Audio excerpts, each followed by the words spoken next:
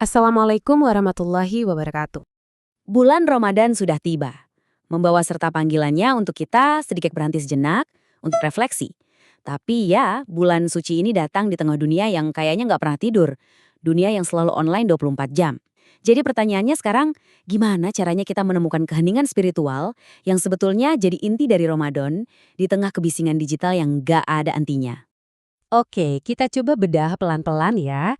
Untuk benar-benar paham tantangannya, kita harus lihat dulu seperti apa sih realitas dunia digital kita selama bulan suci ini.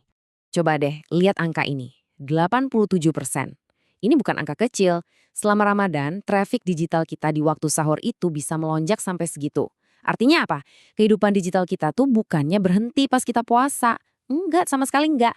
Iya, cuma bergeser jamnya. Nah, grafik ini nunjukin pergeserannya dengan jelas banget. Jam sibuknya internet kita itu pindah dari yang biasanya malam hari, sekarang jadi dini hari sebelum fajar. Waktu sahur, yang seharusnya jadi momen hening buat kita menyiapkan diri secara spiritual, sekarang justru jadi jam puncak aktivitas digital. Dan lonjakan ini juga bukan sekedar iseng-iseng scrolling tanpa tujuan loh. Ada perpaduan yang unik di sini. Di satu sisi ya, kita mencari konten-konten religius, buka aplikasi Al-Quran, dengerin kajian online. Tapi di sisi lain, kita juga memenuhi kebutuhan lain. Cari resep buat buka puasa, berburu tiket mudik, sampai belanja baju lebaran. Semuanya campur aduk. Dan ini bukan cuma soal pengalaman kita masing-masing. Ini fenomena skala nasional. Semua operator telekomunikasi besar itu sudah mengantisipasi kenaikan trafik data yang luar biasa. Jadi bisa dibilang, Ramadan ini sekarang sudah menjadi semacam tes ketahanan untuk infrastruktur digital kita sebagai bangsa. Oke, setelah kita lihat data soal kebisingan tadi, sekarang mari kita geser ke inti masalahnya. Kenapa sih jeda spiritual ini jadi begitu penting? Saya suka banget kutipan ini, karena menangkap esensinya dengan pas. Kata kuncinya itu, disengaja. Ramadan itu bukan sesuatu yang pasif terjadi begitu saja, tapi lebih seperti sebuah undangan untuk kita secara sadar dan sengaja menciptakan ruang hening di dalam diri kita. Jadi, ini poin utamanya. Ramadan itu dirancang sebagai semacam jeda kosmis, sebuah kesempatan tahunan untuk kita pause sejenak dari rutinitas, melakukan kalibrasi ulang pada kompas spiritual kita, dan menimbang lagi kemana sebenarnya arah hidup kita mau dibawa. Dan Al-Quran pun menegaskan apa tujuan akhirnya.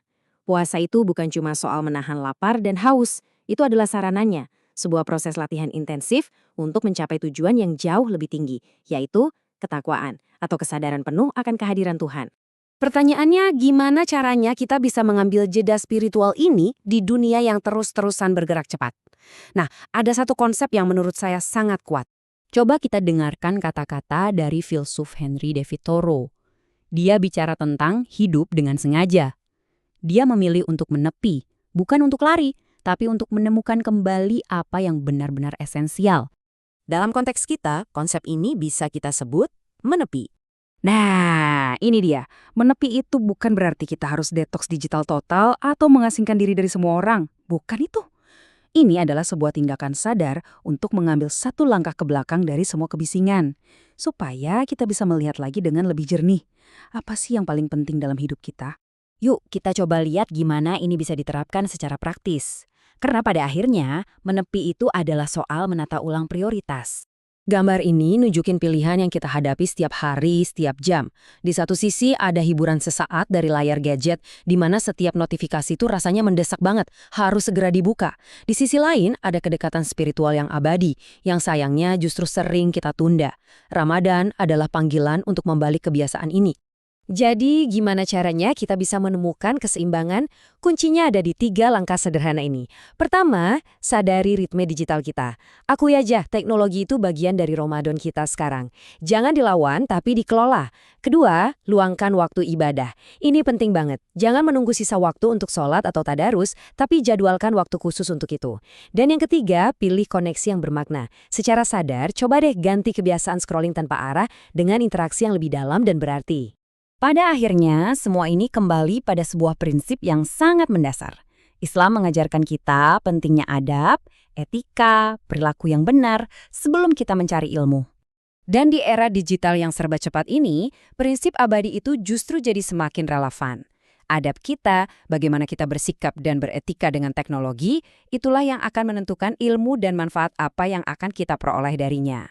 Inilah yang bisa kita sebut sebagai tech beradab. Sebuah pendekatan di mana kita menggunakan teknologi bukan sebagai pelarian, tapi sebagai alat untuk menjaga nilai-nilai luhur dan bergerak menuju kesempurnaan diri.